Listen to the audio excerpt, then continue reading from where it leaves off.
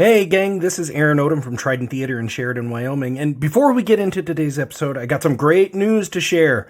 It's happening! We're finally getting a live episode recorded, and for those of you in the United States, the UK, or Canada, you'll be able to stream the event live. Euripides Humanities will have its first live recording on Friday, July 29th, 2022 at the WYO Theatre in Sheridan, Wyoming. In-person and streaming tickets can be purchased today at wyotheater.com. That's WYOTHEATER.com. But for those of you coming in person, we will be giving away 4 gift cards for $50 each to Frackleton's Restaurant, which is located just across the street from the WYO in Sheridan. We're going to have 2 great guests, and just like my guests, I'm going to keep you in the dark about what we're talking about.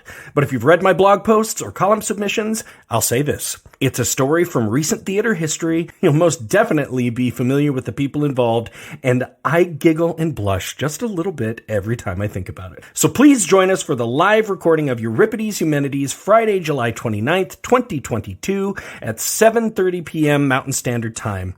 In-person tickets and streaming tickets can both be purchased at wyotheater.com. That's WYOTHEATER.com. I will see you at intermission. My deep appreciation of theater history was instilled in me by Tom Empey, a college mentor to me and hundreds of others. While teaching Greek theater terms, he would grab the fabric of his slacks and say, "You see these pants? Euripides Humanities," making light of content that could be considered rather dry and stuffy while still maintaining respect for the art, which is what I want to do with this podcast. For each episode, I invite a guest from the many paths my theater career has taken me down. I give my guests no idea what we'll be talking about, but they know we're going to find an outrageous story about theater history and perhaps get a better understanding about why we're still doing it after all these years. So welcome to Euripides Humanities, and I am your host, Aaron Odom. Apocalypse, I said, why you wanna show up now? Just when the heart of my life was getting good. I'll give you one more chance. Walk on out of the door, yeah. Get your ass to getting where the getting is good.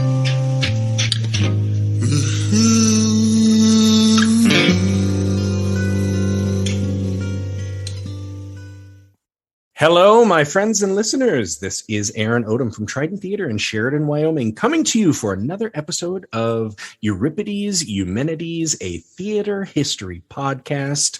I want to thank all of you right now, before we even get into the episode, for listening today. If you are just with us for the first time, welcome. If you have listened to us for a long time, thanks for sticking around. If you can, to help us grow this podcast, please go to wherever you have picked this thing up and write a review. Give us a rating, anything like that. I want to hear what your thoughts are. I love seeing my numbers go up, but I want to hear from you. You can also follow me at Euripides Humanities on Instagram. I got some great content there. I'm also at Trident Theater on TikTok. Okay, enough about that. So I have one of my favorite topics that we're going to be talking about today, and I recently reconnected with an old college buddy. We used to do plays together. We used to do improv together. This is my good old friend, stand-up comedian from LA, Shannon Corder. Hello, Shannon. Hello, Aaron. How are you doing? It's so great to have you on the show. I'm so excited to do this. And I don't know if every single person says this when they come on, but I love Euripides Humanities. Like, if everyone always says that. No, I got a fan. Yay. So Shannon, we were just talking before the show, and it looks like, COVID happened and you got an interesting change in profession. You became a mommy. I did. And it took me a lot of time and money and science to get to that part. But yeah, he was an IVF baby. So we nicknamed him Captain America because he'd been in the freezer since 2019. And he has a little brother named Bucky that is still in a freezer in Encino, across the street from an IHOP. Not the freezer in the IHOP. No. Okay, good. Thank you for clarifying. Yeah. So So yeah, when the time is right, we'll try for kid number 2. But yeah, we've been trying for a really long time, and I found out that the pregnancy had taken 2 days before lockdown. Oh, whoa. Yeah, I hadn't.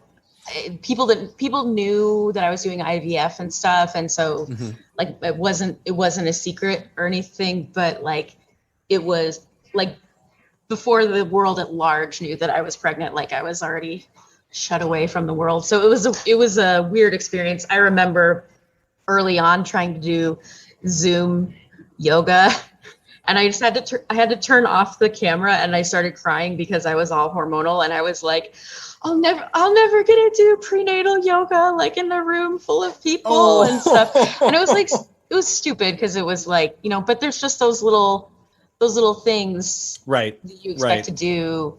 You expect to tell strangers not to touch your tummy. You know? Yeah, right. I never had to do that. That's good. Well, that's good. Yeah. Anyway.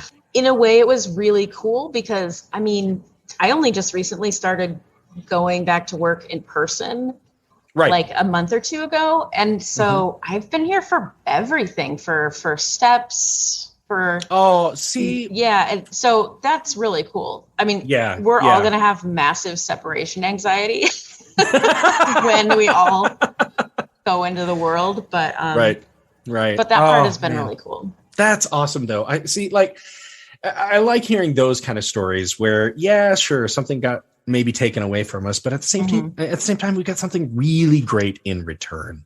You know, that's really cool. And if anybody wants to follow the Chronicles of Shannon and the Baby, it's one of my favorite Instagram handles or social media on everything. It's at Shannon's Boobs.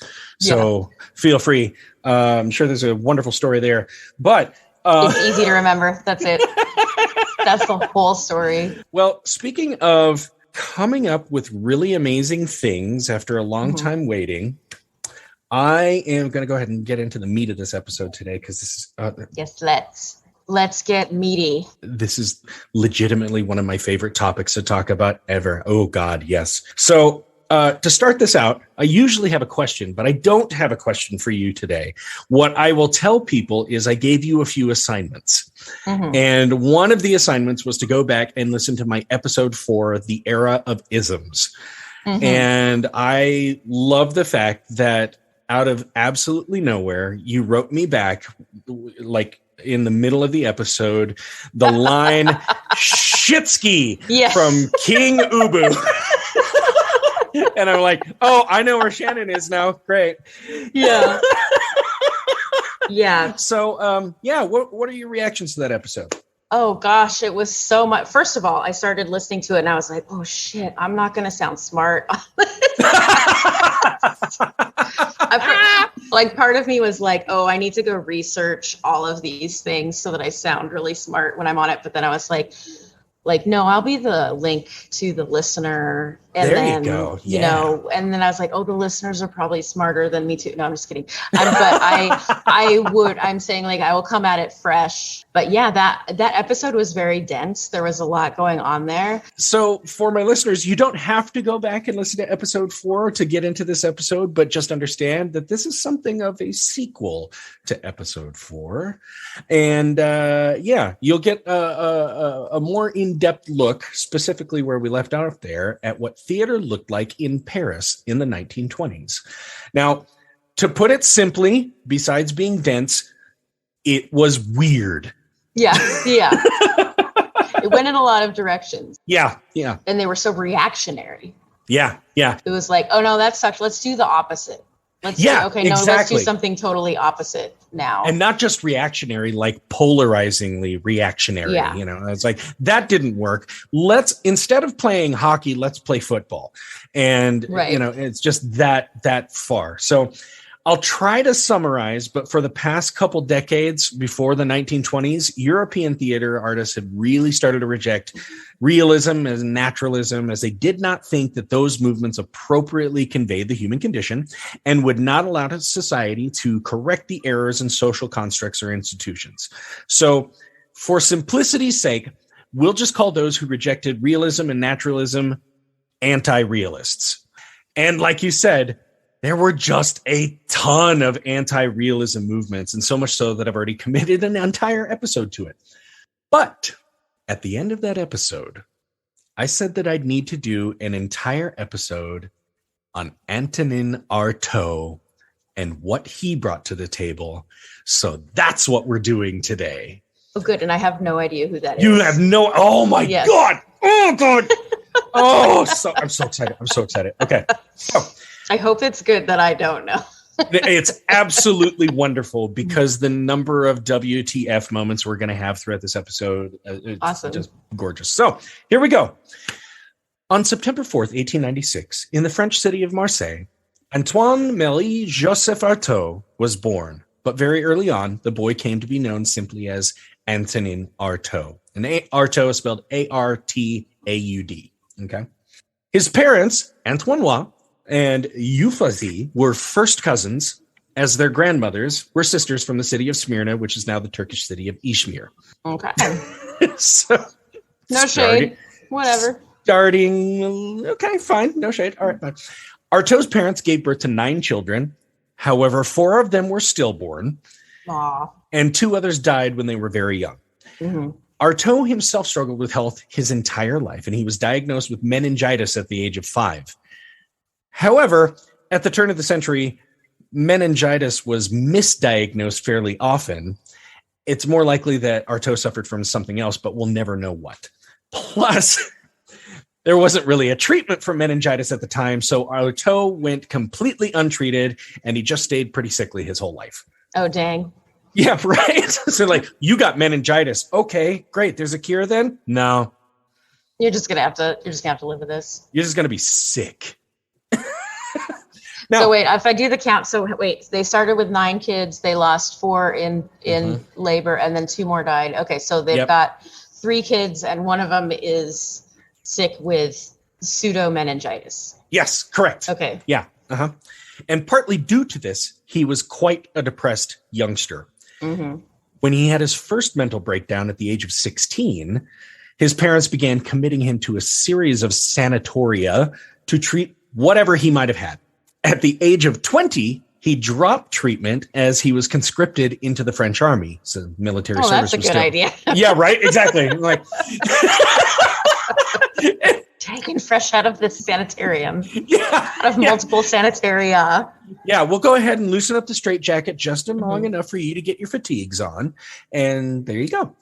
However, his service ended very shortly after when he needed to be treated for either, quote, a nervous condition, which is what his mother stated, or for sleepwalking, which is what Artaud claimed. Either way, the depression still had a pretty good hold on him. So to treat this, his physician prescribed laudanum, which is an opiate.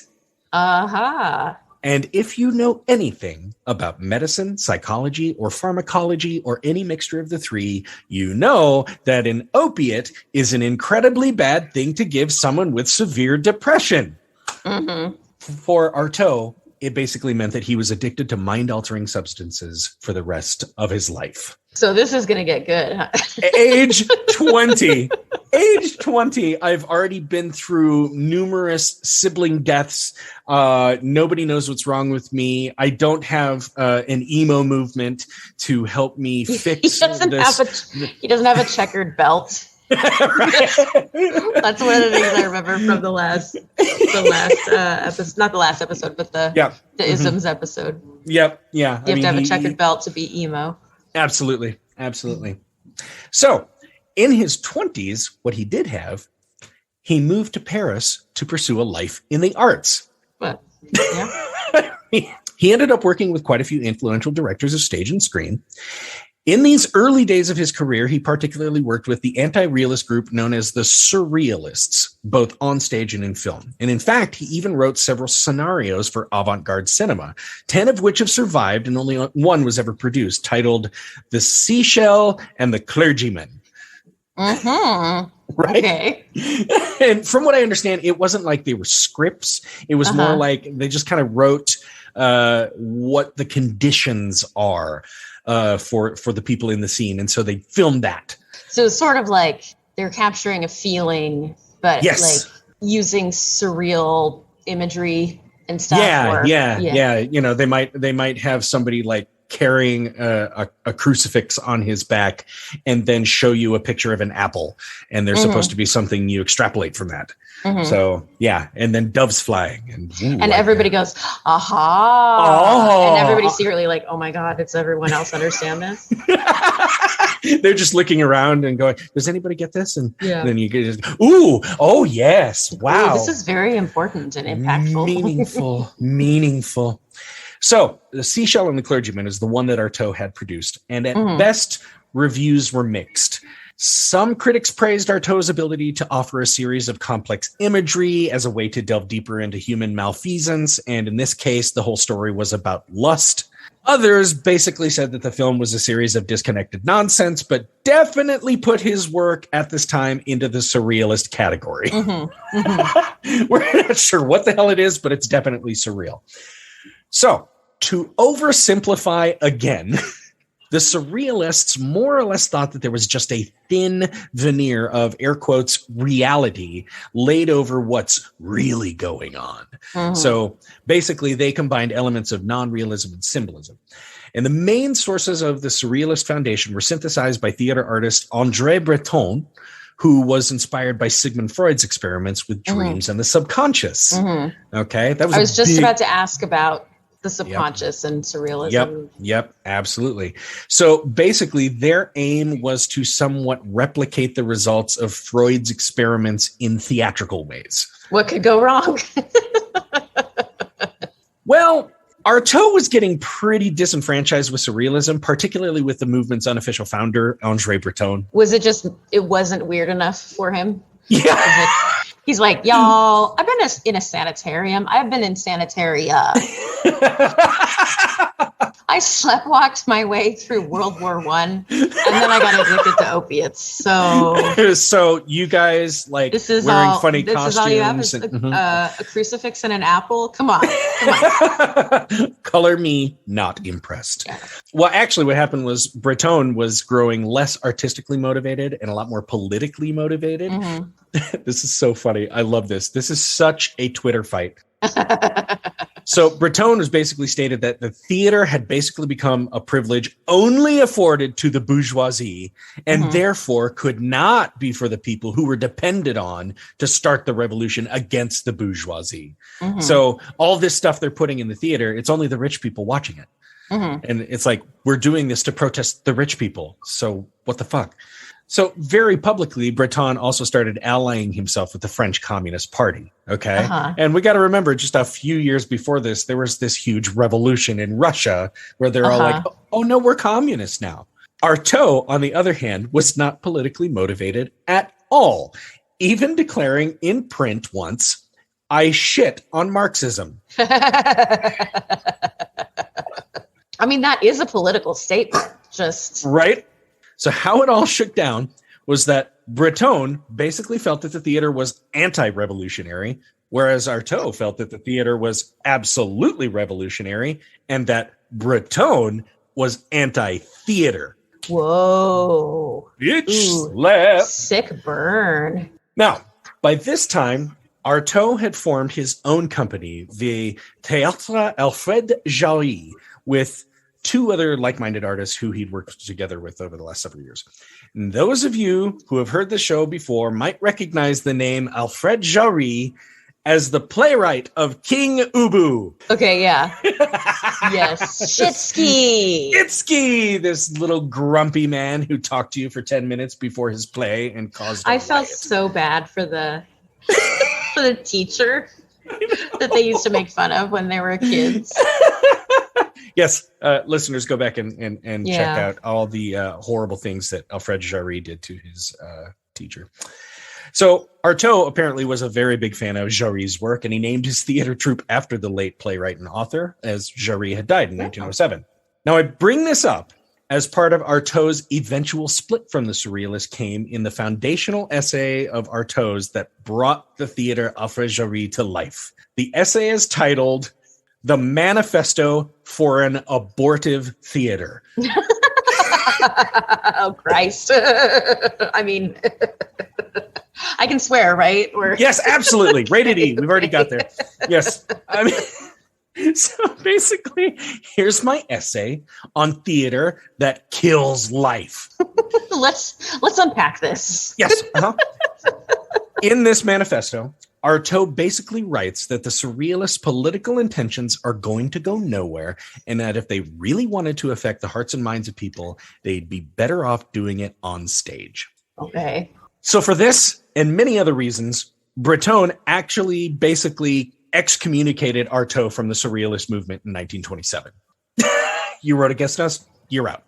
And actually, Breton was also known for losing his temper and banning people from the group time and time again. So basically, anybody who was a surrealist, he eventually kicked out anyway.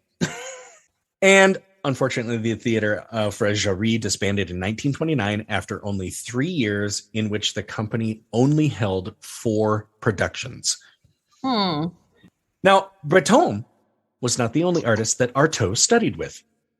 Artaud actually had been a member of many troupes and began synthesizing a lot of their ideals into what would eventually become his collected ideals about theater. Oh my God. Artaud was on the cusp of something strange and new.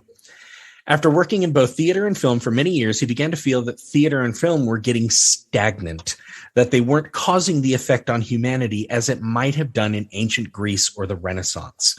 You know, where like you go and you watch Oedipus realize that he's killed his father and married his mother, and it affects the entire world because now their king is disgraced. Now there's going to be this huge change in regime. It's supposed to be huge and impactful and effectful. That wasn't happening in theater anymore, according to Artaud, and it needed a complete reboot. Waiting to see what the reboot is going to be. Yeah, okay. In some of his studies during the 1920s, some of his mentors got him interested in Asian theater styles. Oh, okay. There was something appealing to Artaud about the way that, like, in kabuki, gesture could express so much more than just these paltry words that we're, just assigned. Artaud took in as much, and I'm putting air quotes here because this is what he said, Oriental theater as he could. Yeah. It was the time. It was the thing of the day. And okay, I'll get into this in just a bit. It was while he was attending the Paris Colonial Exposition in 1931, Artaud's epiphany finally hit. He attended a dance performance by a company from Bali. Have you ever seen one, Shannon? No? Okay. I don't think so. There are so many cool dancing styles from Southeast Asia and like Malaysia and everything. As far as Balinese dance is concerned, there's three big traditions, and only one of which is really religious and ritualistic. And this is the type that Artaud attended. Okay. Okay. So kind of an overglossing. He saw this one thing, and there's a lot of historians out there who are like, he either classically misunderstood what he was watching or he just took from it what he could get out of it to create his thing. So this type he attended usually tells stories from religious texts or they're inspired by religious texts. And like I said, they're dance performances. So they're pretty much totally told with movement and sound. But the costumes that they have, they're extravagantly detailed, like, hair and grass and all kinds of like, tassels and everything. And just so completely detailed. And sometimes they'll have vibrant makeup or headpieces that are like 2 or 3 feet tall. I mean, it's just, he's just watching this and it's just an absolute assault on the senses. And the movement is quite methodical and quite hypnotic. And most of this is set to gamelan music. And that was my second assignment to you, to listen to some music from the gamelan. Yes.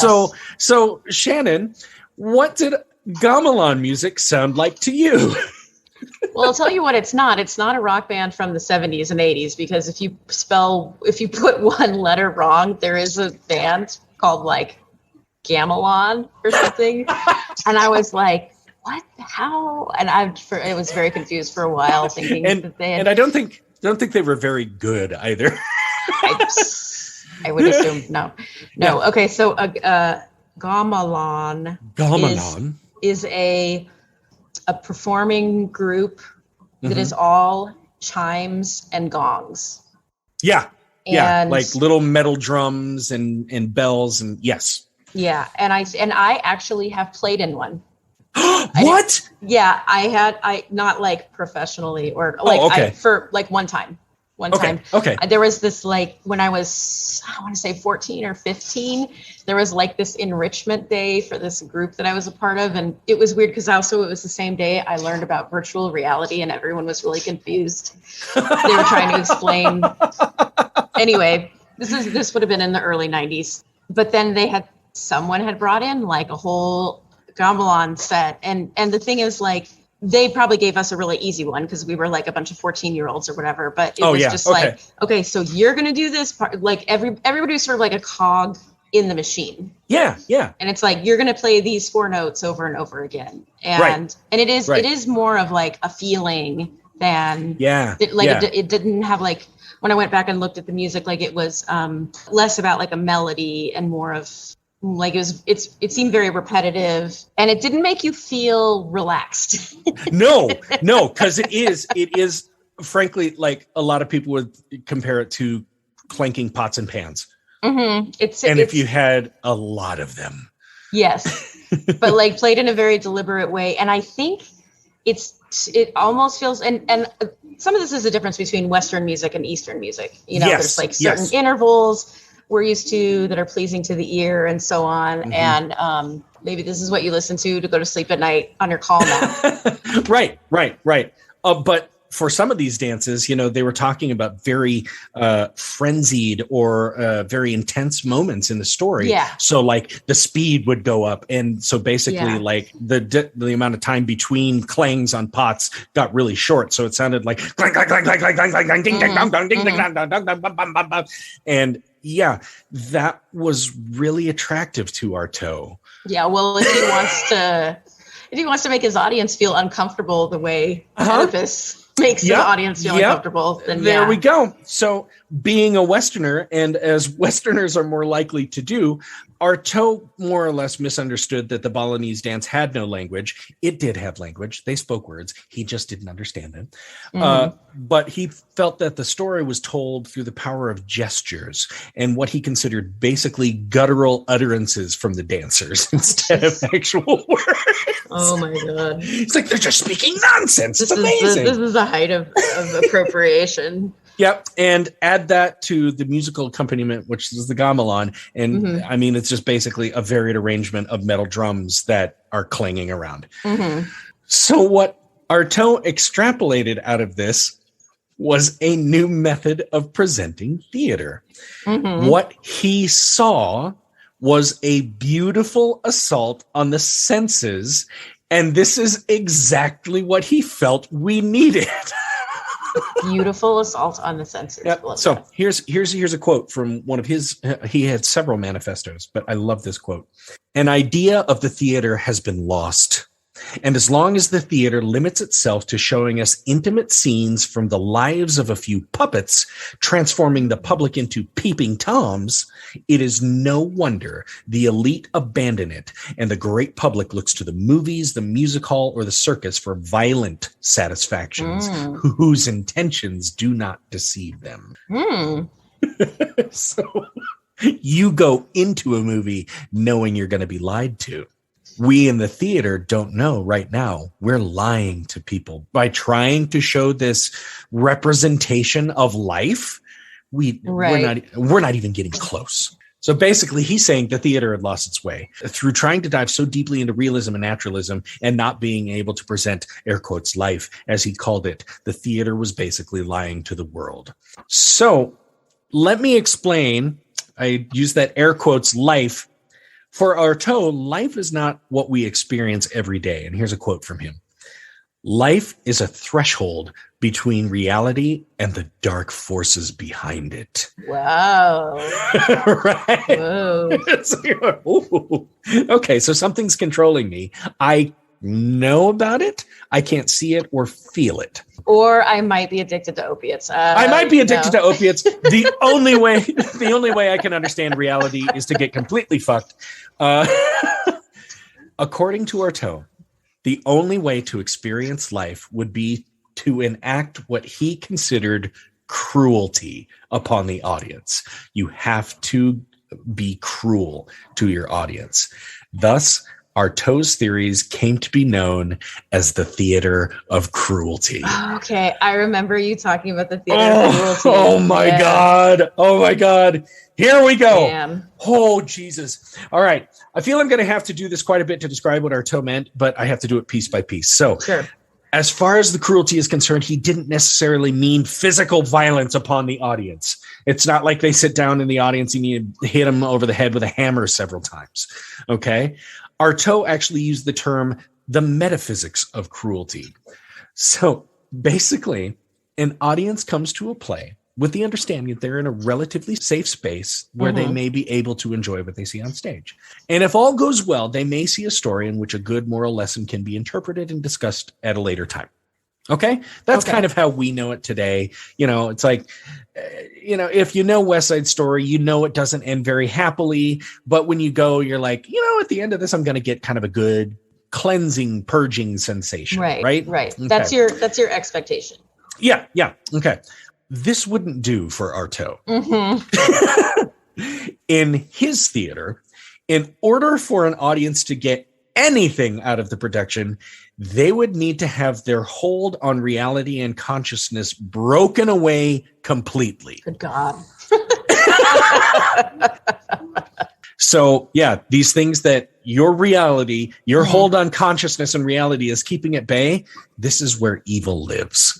And once we can break that consciousness and reality, the evil can express itself and we can figure out how to address it. So sort of like a Jungian kind of shadow self kind of thing. Yes. But a little bit more violent, not like necessarily making friends with the shadow self, more like. Right.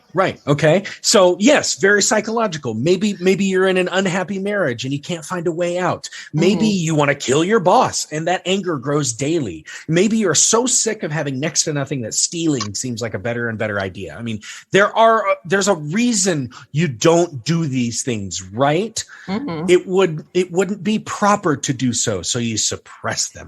So Artaud is contesting that theater can change the world, but it's going to take an absolute war on your senses in order to do it. Does he want to make the world better, or does he? I mean, I'm getting like Dark Knight vibes. It's very like some men want to watch the world burn. They're all mad. They just need a little push. Yeah. Yes. Exactly. That's exactly where he is. And is this are the audiences unsuspecting? Like, do they think they're coming to West Side Story, but they're really kind of? I would assume after 10 years they would be like, okay, yeah, this is this guy's thing. But. Yeah, and since at that time, you are starting to get into musical theater and comedies and just variety shows and stuff. Vaudeville was still kind of prevalent at the time. This is also the time when minstrel shows were still pretty popular. So you have your light fare, but it's not doing anything for people. It's just fluff. That's where he's coming from. And he's going, no, this absolutely is something that can change everything. We just have to do it in a new way because the way we're doing it is making people completely complacent. Okay. So here's some ways in which Artaud suggests we need to change things. These are the ways upon which he inflicts his cruelty. Yeah. Yep. Okay. Language.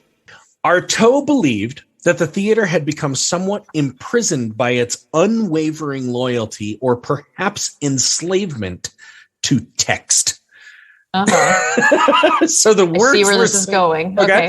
Since words can be interpreted in just so many ways, Artaud determined that in order for people to have their walls taken down, the language that Artaud felt that we practically revere must be reinvented for the stage. So taken from his interpretation of the Balinese dance, gesture is much more evocative than the spoken word. Plus, according to Artaud, words have been ingrained in culture to have just a few specific meanings for each word, whereas sounds to accompany specific gesture can create something of a language with much more purpose. This sounds really interesting. I mean, I can see it. I'm like, yeah, that's really cool. The sounds that he wanted to employ... Oh, God, I'm going to get into it here in a little bit. Here's what you see in here besides the performers in his theater. First of all, we have to remove all scenery as it's fixed and unchangeable and represents nothing. Okay. Okay? Don't do it. And we replace any scenic elements with symbolic costumes or props or anything that can actually be manipulated. Okay. So some of the best experience I've seen with this, like you have one sheet that's like hanging from a curtain rod or something, and you can manipulate that. You can move it and it can do stuff. It's not just a thing. It's, you know, it's not just sheet on curtain rod. Okay. Lighting should include, quote, vibrating shredded light. Okay. Shredded light. Okay. Shredded light, vibrating, anything that will be disarming. Okay. So it's kind of like at work today, there was an accidental fire alarm that went off, and we got back in the building and the lights on the walls just kept flicking. Oh, yeah. And you know that feeling where you're just like, God, it's so freaking bright and it's so invasive and it's like, it's just constant. And the fact that it's on a rhythm too, you're like, oh, geez. Or, you know, like a fluorescent light might go out in an office and it's just kind of buzzing. And you're like, oh, God. Oh, that's what he wanted. That kind of a feeling. And at one point, oh God, I read about this. At one point, he also tried to match footsteps to strobe light flashes. So the sound of a footstep would also be a flash of light. Ba-boom, ba-boom, ba-boom. And it's just this crazy bright light. Oh, sound. How about this quote? Whereas most people remain impervious to subtle discourse, they cannot resist effect of physical surprise, the dynamism of cries and violent movements, visual explosions. Wow. So basically, anything that's going to rattle your cage is okay to hear. Okay? Anything. It can be screams. It can be trash can lids banging together. It can be explosions. It can be the breaking of a bunch of plates or glasses. Anything. Oh, God. And yeah, so that's what he wanted. Just flashes of light. You should be disoriented. That's the effect. Okay. And my guess is that he was inspired by the gamelan used in Balinese dance. Just this controlled sense of chaos. Okay. So basically for Artaud, theater was almost nothing but spectacle, a massive attack on the senses. And if he could use smells, I'm sure he would and probably did. Yeah, those, the entrails and the, I mean, just like, let's put rotten eggs in a box and at certain times we'll open the box and that smell will get in here and we'll have a fan blowing it on people. Anything that just made you go, ugh. Now, audience placement and theater structures. Okay. Oh, to hell with them. Right. If you're sitting in a house with a proscenium, you know, that wall where the curtain hangs that divides you from the action, throw that away. Because basically that just divides the actors and the audience. In Artaud's perfect world, the audience would be placed in the middle of the action. Oh, yikes. And the events of the play would happen around them. And everyone would stare at them. Well, yes. So if you go back and listen to my episode 15, my guest is Stephanie Koltiska. She's still teaching dance at Sheridan College here in Sheridan, Wyoming. And I just went to her last dance concert. And I've gotten to know some of her students this year, and they're really sweet kids. The whole show was called Perspective. And it was like, how do you view yourself in this world, in this space? Like when you're out there on stage and you're dancing, you feel it, But then like if they show you a video of it, you're like, oh, that's not what I was feeling at all. Yeah. So it was kind of an attempt to like, show yourself that what your perspective is of yourself. Boy, do I love modern technology, especially video calls like we're on right now. Yeah. In the middle of that show, to help one of the dancers who had to go off and make a change of costume, there was this extra long piece of music. And at some point, each one of the people in the dance ensemble stopped, walked to the apron of the stage, sat down on it, and stared directly at the audience. Oh my God. And then, this is so great, Shannon. And then you see a little camera, because it's at a college. And so, it can film for like, seminars or so it focuses out on the audience. And then behind the dancers, the entire audience is projected up on the screen behind them. Oh God, that makes me so uncomfortable to see. Right. That's amazing, though. And this is exactly Artaudian influence. Okay. I'm trying to imagine what the, so wait, were you at this live or do you saw, okay. So like, I'm trying to imagine the audience as they're kind of like seeing what's happening and like some maybe uncomfortable giggles or something. Yeah, so there's some giggles, and then you might see somebody like move in their seat, and that person catches their movement in the camera, and they might not have any idea where they are, but now they are hyper aware of where they are and that they can be seen by everybody.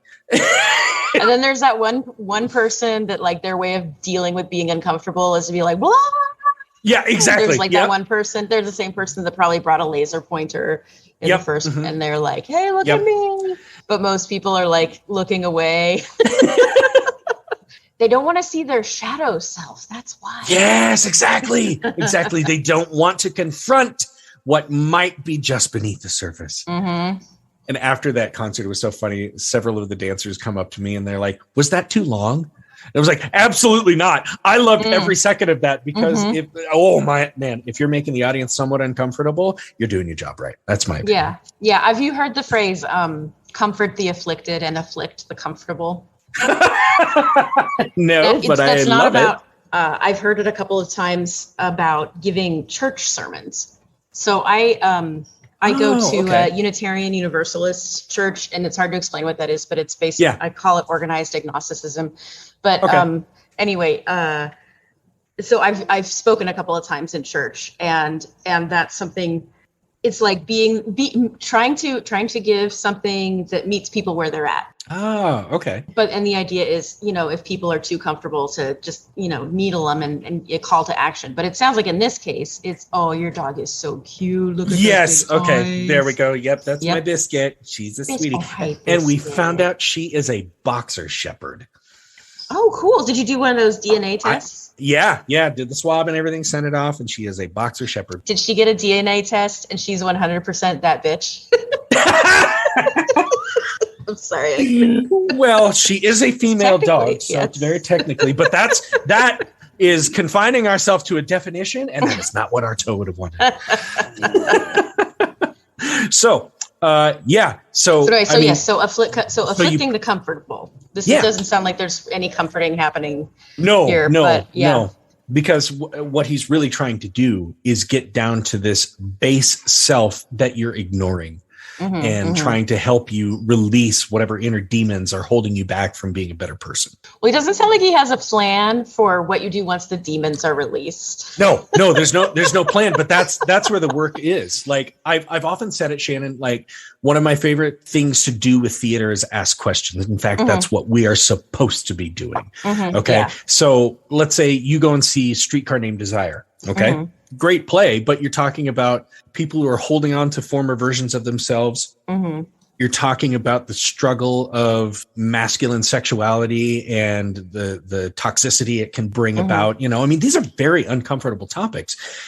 But as theater artists, we're supposed to be asking you, hey, audience, is this okay? is what you're watching something that you don't want to happen in the real world. I bring up West Side Story again. I mean, you have these kids who just feel completely disaffected and disconnected to their society. And so the way that they lash out is violent. Yeah. And then eventually some of them end up dead. And you're like, hey, can we help these kids out? Yeah. Is that,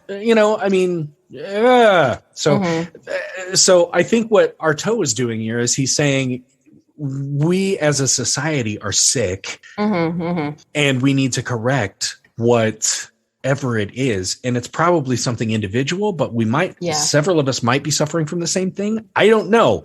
Bring it to the surface so it can be addressed. Yeah. Yeah. Step one is not pretending everything's okay. Exactly. But with banging pans and strobes. Banging pan, screaming, made up languages. He'd often speak in tongues. As I was doing my research, one of my favorite words that came up was glossolalia. Oh, my. And people are like, I can't really define what it is, but it's to me, it sounds like, well, glossal, that's something with the tongue and the throat. So, I mean, it's just gibberish, And that's how people talk when they're moving around to these bright lights that are flashing on and off, and there's horrific sound happening all the time. But is this all like carefully crafted? There's probably not a script, but is this improv or is this? Well, here we go. Writing and adapting. Okay. According to Artaud, the stories told in the theater must be epic in scale, magical or mythical. And there's baby. Yep, there's baby. He's eating lasagna right now. That is exactly the sound I would expect a toddler to make while eating lasagna. And that's a sound that I could record and put in Artaudian theater. I love that. There it goes. Those mournful wails, but they're not mournful. I know. That's a kid enjoying his dinner. All right. So the stories told in theater must be epic in scale, magical or mythical. Later in his life, one of his first writings he would do at a very pivotal point in his life was retell the chapter in Alice in Wonderland where Alice talks to Humpty Dumpty. And at the end of the chapter, Humpty Dumpty falls off the wall, gets broken into 1,000 pieces, and is put back together again. In Artaud's play, he just falls and is destroyed. Of course. But it's taking this magical story that a lot of people know and turning it darkly on its ear. Right? Yeah. Okay.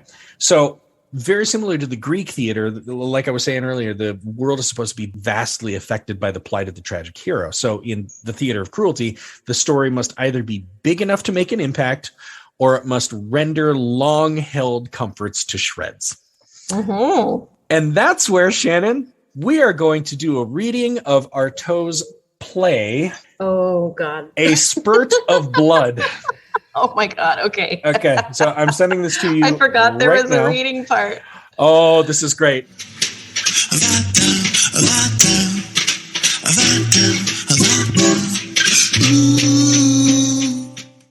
Hey, gang. This is just a reminder while you're listening to the rest of this show. Go get your tickets for our live episode, which will be recorded on Friday, July 29th, 2022. Get your tickets today at yotheater.com and laugh at one of the most outlandish stories we've ever told on this show. We'll see you on July 29th, yotheater.com.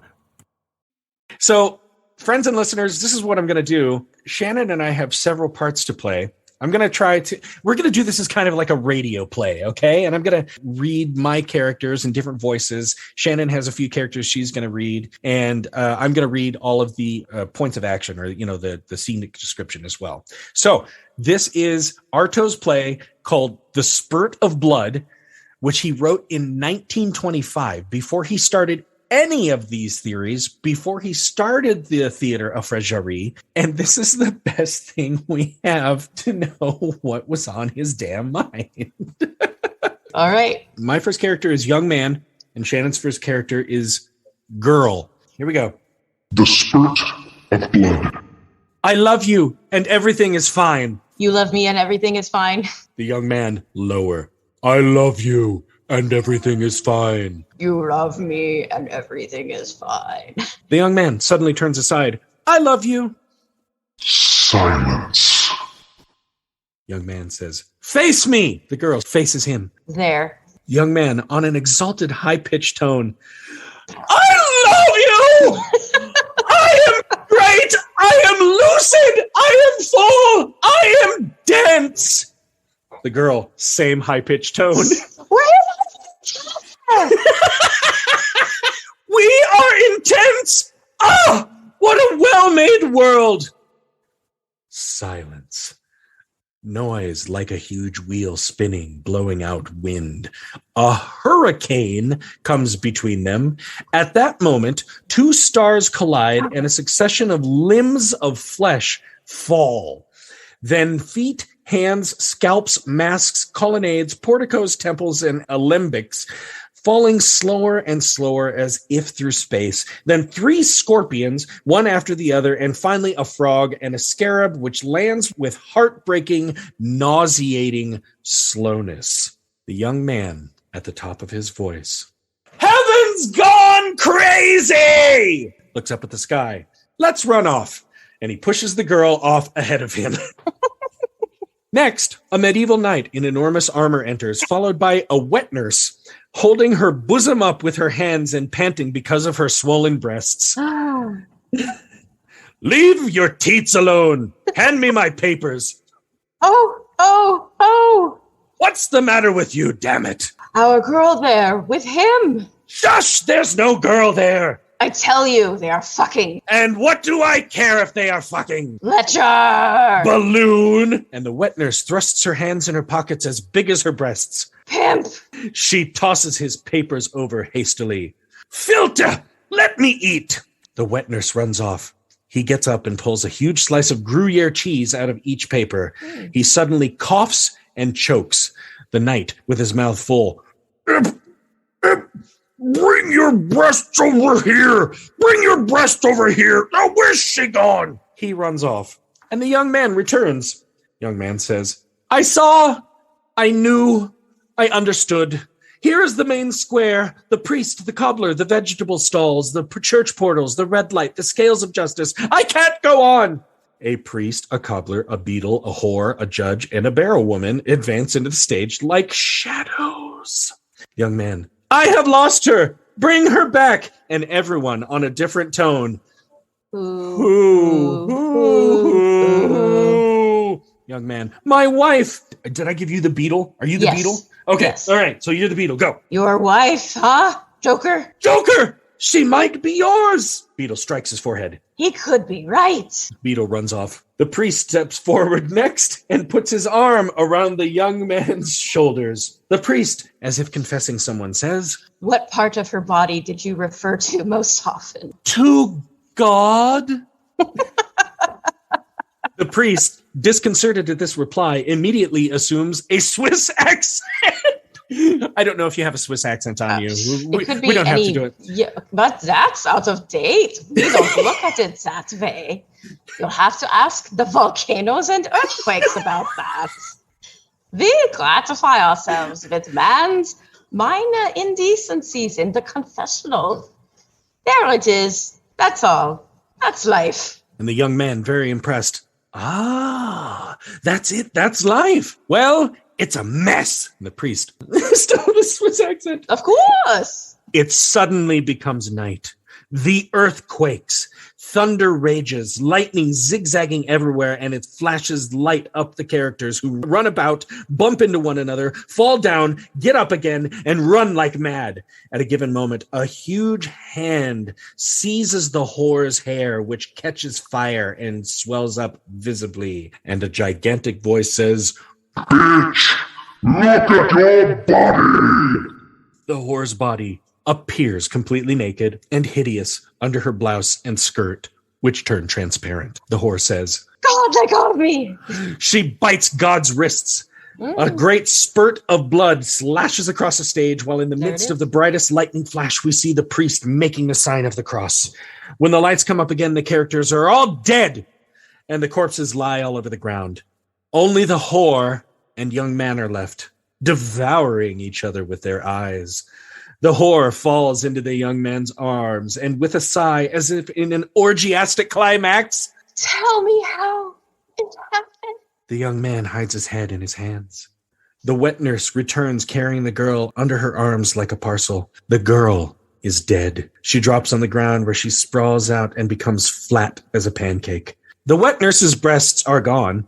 Her chest is completely flat. At that moment, the knight enters and throws himself on the wet nurse, shaking her violently and with a terrible voice, "Where did you put it? Give me my Gruyere!" The wet nurse says brazenly, "Here." She lifts up her dress. The young man wants to run off, but he freezes like a paralyzed puppet. And the young man says in a ventriloquist voice, as if hovering in midair, "Don't hurt Mummy!" And the knight says, "Damn her!" He hides his face in horror. And this has to be my favorite stage description I've ever seen. A host of scorpions crawl out from under the wet nurse's dress and start swarming in her vagina, which swells and splits, becomes transparent, and shimmers like the sun. Okay, let's bring it home. The young man, we got one more line here. The young man and the whore fly off like mad, and the girl, who is dead, gets up, dazzled, and says, "The Virgin. Ah, that's what he was looking for." End of show. Curtain. Okay. A few questions. Yeah, go ahead. This is on stage. Yep. The scorpions and the vagina, how is that? First of all, let me just say I have headphones on, so my husband can only hear half of this. But what's funny is, like, if he could hear the other half, it would not make any more sense. He's probably going to be like, "What the fuck was that?" later. Can you tell me about the "I know they're fucking" line? Okay. Yeah. Jesus. Like, do you know what this is a story about? Well, okay, the frogs and the scorpion is sort of like a Aesop's fable kind of thing. And the scarab beetle makes me think of like the plague or Egypt or something. Okay. All right. I don't know. It is the age from birth to death of the universe. I know you said make vocal responses. There's no way that people could see my face. My face was like this. What? It starts with Adam and Eve in the Garden of Eden. Okay.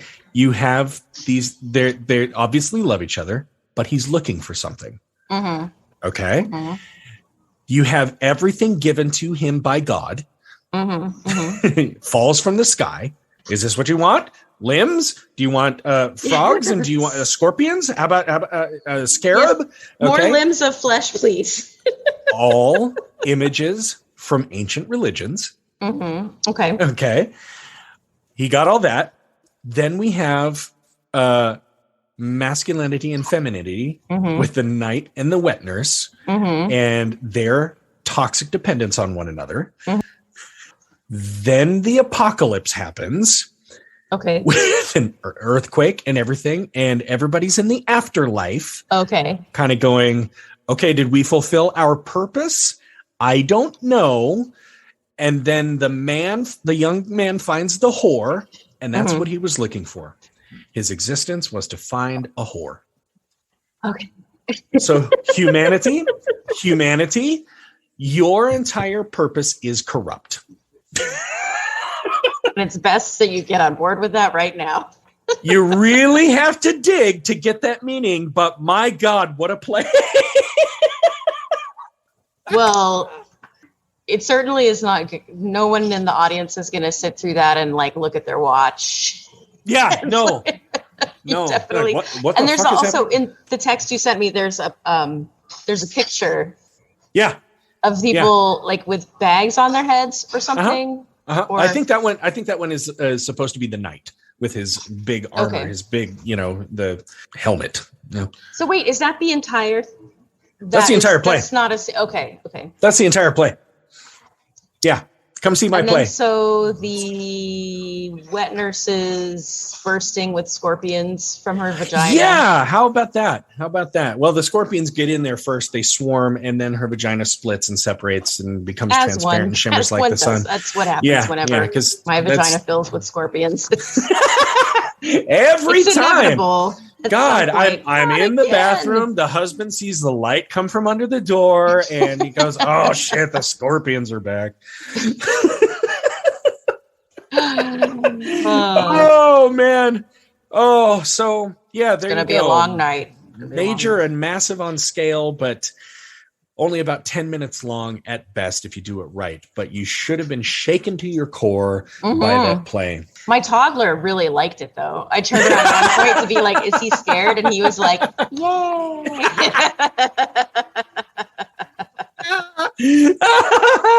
Yeah, we did have to do those silly voices. Yeah. Okay. Yeah. So that was 1925. Okay. He wrote that. It never got performed in his lifetime. Is that because it's impossible? That's because the technology still does not exist. Okay, we're going to get into that. We're going to get into that later. Okay. Yeah. He tried to apply these methods to a play that had already been written. It was written by Percy B. Shelley, and it's called The Cenci, and it's about this Italian family who... I was like, no, that's a Pokemon. Yeah. Well, I guess when it was originally written, Oscar Wilde even said this is actually the purpose for drama when he saw that show. Okay. Other people weren't as boastful about it, and knowing Oscar Wilde, he could have just been being bitchy or catty, but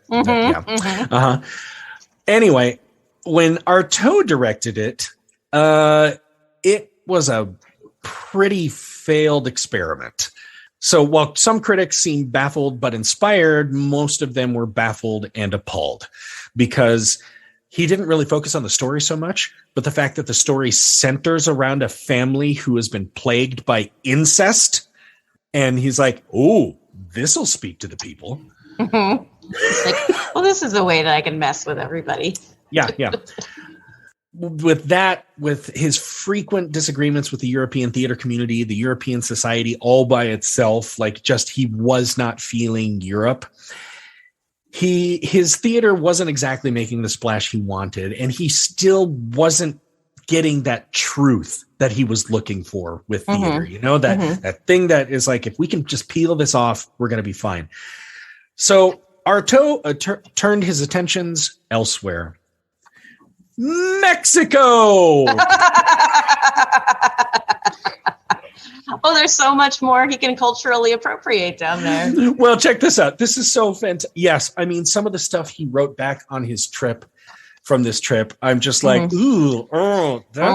that's cancel worthy. Now, he often stated that he wanted to see a culture that was devoted to the myth and ritual that he wanted to embody with his theater. You know, okay. I mean, and by ritual, what I mean is like, I think I've talked about it a couple times on this episode or on this show, but there have been theater artists who are like, you know, there are rituals when you go to church that when you do them, you go into it and you come out of it feeling different. You know, I think of like for Christians on Ash Wednesday, you know, you come in on a Wednesday evening and you get ashes painted in a cross on your forehead, and you're supposed to feel change from that. It's supposed to help you feel closer to your God and what he was going through at that point in his journey, right? Okay, so I get that. That's what Artaud wanted. He wanted that ritual, like you come in, there's something that happens that's ritualized, it happens the same way every time, and you feel better for it. Okay, so he was looking for a culture that did that because he had stated that, quote, Europe had lost its way, and he longed to, also a quote, voyage to the land of speaking blood. Whoa. And of course, his mental illnesses were starting to get the better of him before he left. So yeah, right. Whether or not he's speaking poetically or in the language of a disenfranchised artist in the throes of schizophrenia, I'll let you be the judge. Either way, it's widely believed that Artaud meant for this to affirm his idea that the mass revolution he wanted to invoke would be internal rather than external. So he needed to experience the revolution for himself first. Okay. So while he's traipsing around Mexico, he finds himself in a mountain range where he writes that he swore himself off heroin. Okay. He had some with him and he's like, no, to hell with this. I'm done with this. That's how heroin works. You just decide one day. I'm done. So he found himself living with the Tarahumara tribe, and today they're known as the Raramuri. Okay. There he experimented with peyote. Okay, so he just switched up mind-altering substances. He didn't go cold turkey. Okay. But here's the thing. I mean, he did it for a very specific reason. Mm-hmm. Like his addiction to opiates and his addiction to all these other things that he had throughout his life, those were just to be a temporary fix. Mm-hmm.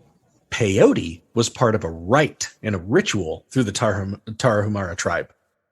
So he thought he was going to have some sort of vision quest. Right. And he did it for about 3 years. Okay. Lived with his tribe. Wow. Eventually, and they put up with him. They put up with it. And they're like, I think it was more entertaining. They're like, let's get the white man smashed again. If he'll do that thing with the banging and with the pots and the screaming again. And so 3 years in Mexico, returns home to France. When he gets there, he's given a gift. And I'm going to try to wrap this up here a little bit. We've just got a little bit more to go in the life of Artaud. But when he gets back home to France, he's given a gift of a walking stick. And I can't tell you because the research that I did told me several different things. What he believed was that this stick was either the personal walking stick of Jesus Christ or St. Patrick, and it needed to be returned to Ireland. Naturally. Okay. Yep. So he booked passage on a ship, went to Ireland, started roaming around, and like, I got to get this somewhere. He made such a damn stink over there. Everybody's like, okay, get the fuck out of Ireland. Please just get the hell. And he was like, no, I have to get this done. I have to do this. It's for the good of humanity. Well, yeah, that's going to be Indiana Jones 5 is, the walking, that's the relic, the walking stick of Jesus. Don't let the Nazis get a hold of the walking stick of Jesus. So they actually had him deported. Oh. And when he got on the boat, he caused such a commotion that they actually had to restrain him in a straitjacket. You're going to say they threw him overboard. Just get the fuck up. And yeah, on the return trip, straitjacket. And then from then on, when he got back to France, he more or less lived the rest of his life in asylums. Yeah. 1938, while he's still living in an asylum, he publishes his most well-known work, The Theatre and Its Double, in which he fully lays out his plan for the Theatre of Cruelty. It's published while he was institutionalized. That is awesome. One of my favorite lines from this is, the theater has been created to drain abscesses collectively. God! The abscess of the soul. Now, when he says the theater and the double refers to that truth, that life, that dark force that always just seemed out of reach for Artaud, but we're massively at work in influencing our reality. So it's like theater gives us this gateway to it. We've just got to be able to get ourselves there. In 1947, 9 years later, he records a piece called To Have Done with the Judgment of God. And it is one of the best attempts that we know of him trying to commit his theater to sound. Okay. He had recorded it to play on French radio, and the work never got played. The first time he did it, the guy goes, I'm not playing this shit. But that same guy goes, maybe I just don't understand it. And so he convened a panel to listen to it. And all of them were given a private listening, and the work still never got played on the radio. But all of this panel of very good contemporary artists, big brains, they were really favorable of the work, despite the scatological references, as well as anti-religious and anti-American sentiments, especially after World War II. We're talking about France in World War II, and you're putting anti-American stuff into your thing. Yeah. No. Okay. One report out of this, and I couldn't find a source for this. It says, Artaud had utilized various somewhat alarming cries, screams, grunts, onomatopoeia, and glossolalia. I mean, I want to imagine it just,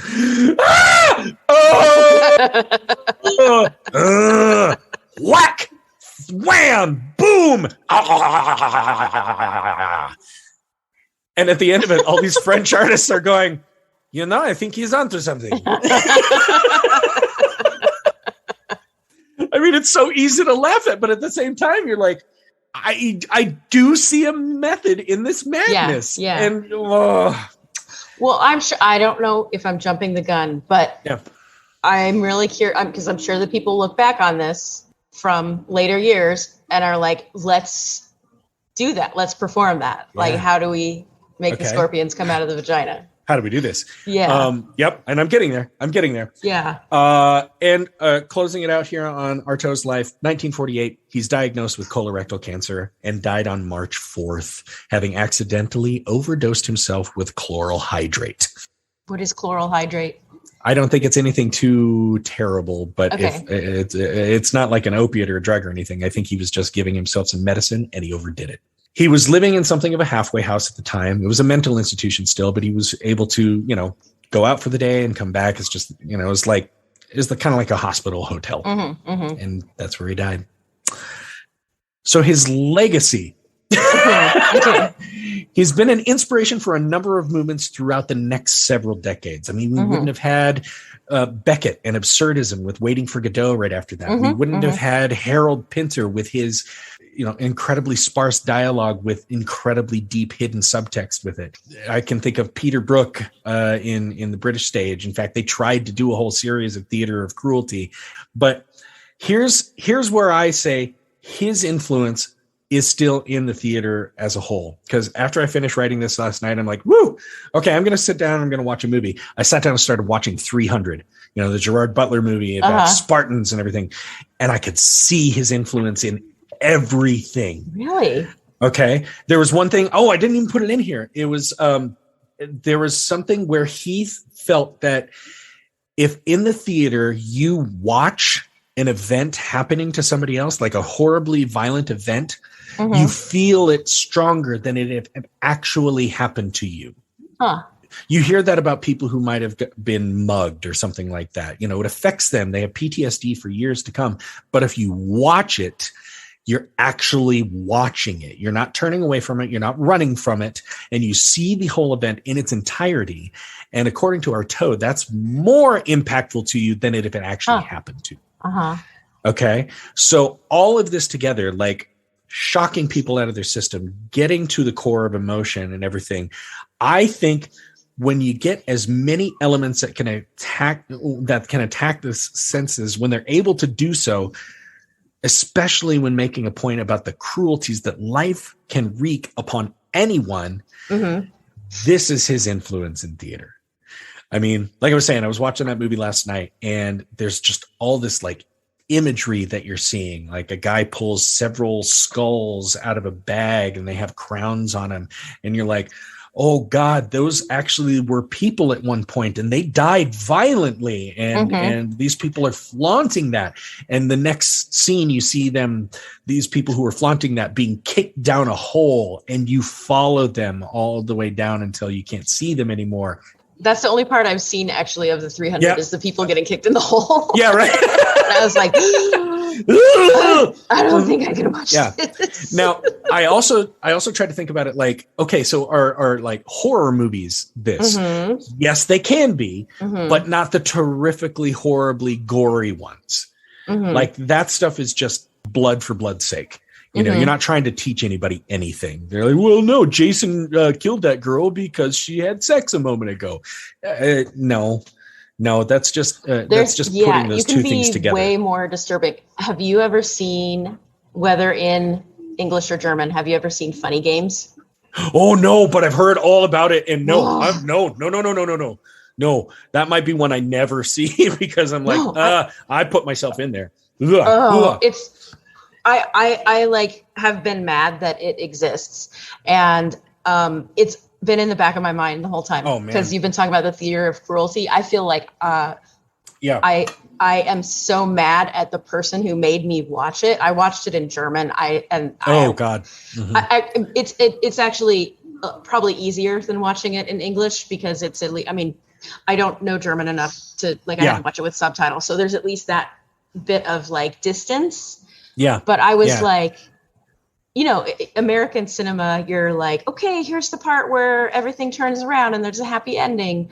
But it's brutal. And that's what I think of as the theater of cruelty. And but I don't know what the point of that is.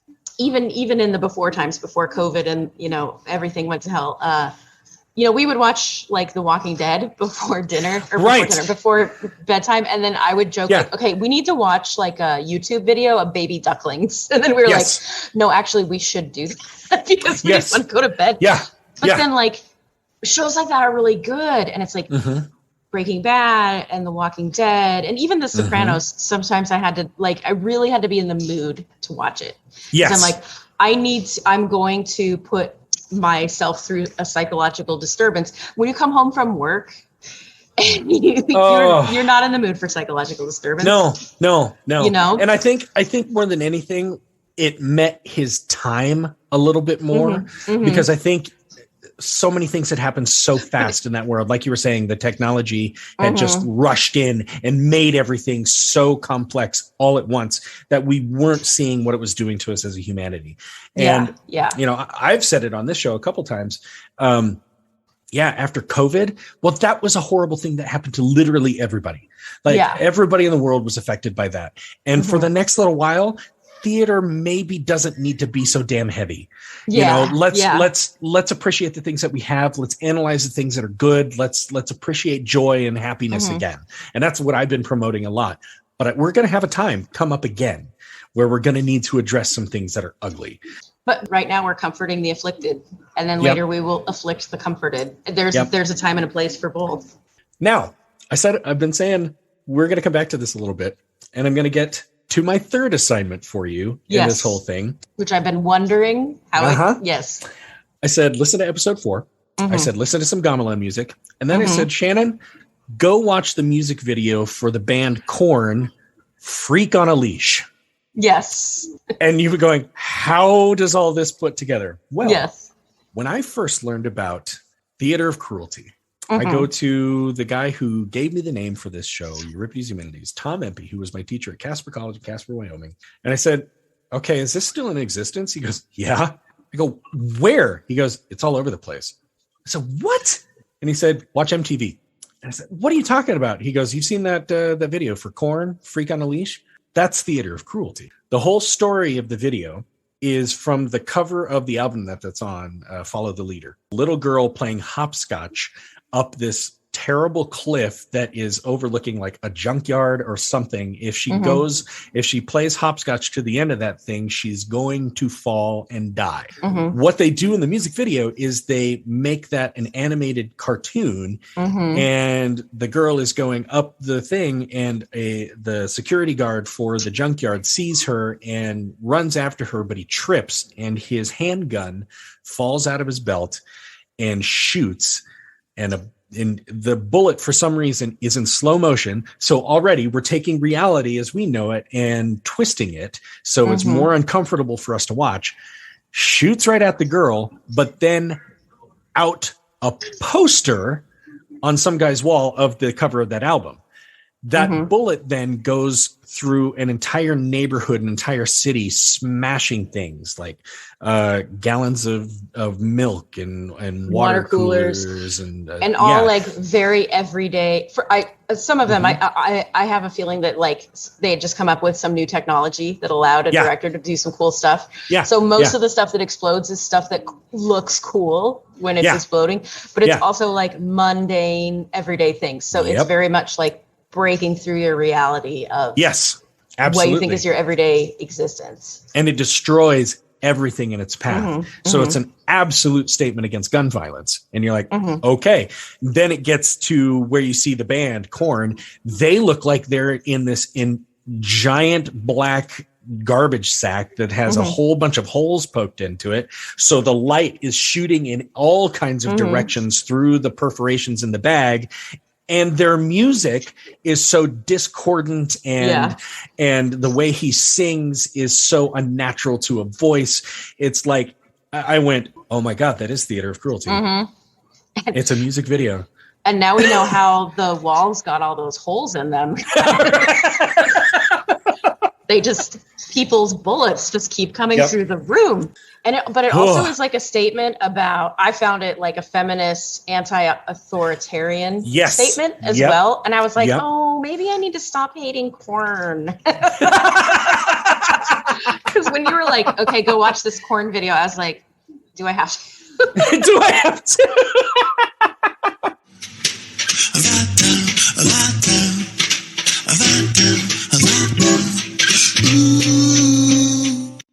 I'm gonna end all this with one article I read that just had this beautiful statement about what Artaud's work actually is. Artaud's work in his many fields is consistent and interwoven, but it is not easy to define. It is, above all, a monument to frustration. One long scream of protest at the inadequacy of language, of human society, of the body and the mind. Artaud was a revolutionary who was fighting for the overthrow of the constraints that define consciousness.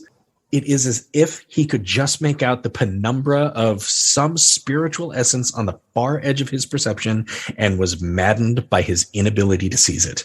He described all his work as, quote, documents. That is, not the poems, essays, polemics they seem to be, and certainly not art, but mere records of his flailing attempts to reach the elusive substance of truth. Dang. And that is the story of Antonin Artaud and the Theatre of Cruelty. Well, I feel like my brain has been broken, so hopefully... I know, right? Oh, man. Well, there we go. Theatre of Cruelty. Wow. Isn't that something? Oh, and I just love it. And I can see the influence everywhere. Yeah.